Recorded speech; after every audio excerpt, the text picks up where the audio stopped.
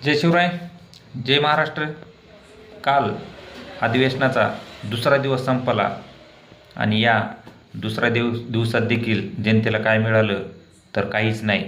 एक हसण्यासारखी गोष्ट म्हणजे या छत्रपती शाहू फुले आंबेडकर यांच्या महाराष्ट्रामध्ये राहणाऱ्या सुजाण आणि सर्वसामान्य नागरिकाला, जनतेला, टॅक्स भरणाऱ्या जनतेला काय मिळालं तर काहीच नाही।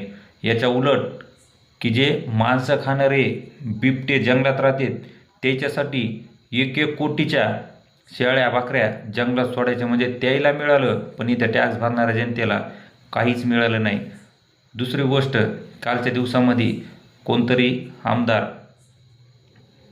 ते लाल टी शर्टवरती पैशाचे बंडल मोजताना आणि त्यांनी स्पष्टीकरण दिलं की हे मी नाहीच, हे पॉर्न व्हिडिओ आहे, हे आयनं बनवलेले व्हिडिओ।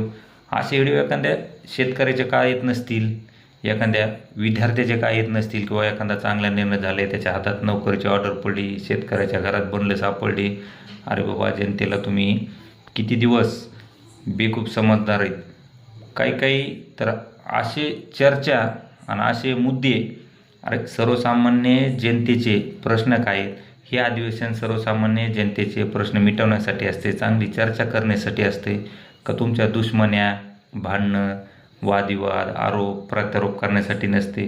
म्हणजे जनतेच्या पदरात काय तर हे विधिमंडळ सदस्य शेवटी या हिवाळी अधिवेशनातून नागपूरच्या काय देणार तर त्यांच्या तोंडाला पाणीच पुसणार, याच्या पलीकडं काहीच देऊ शकत नाहीत। तर काही जण तर ते म्हणजे वेगळ्या विदर्भाची चर्चा करायला लागली।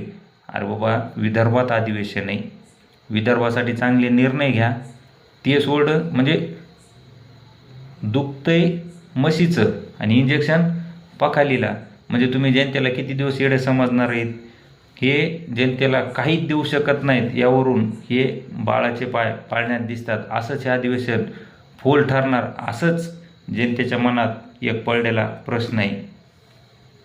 जय महाराष्ट्र।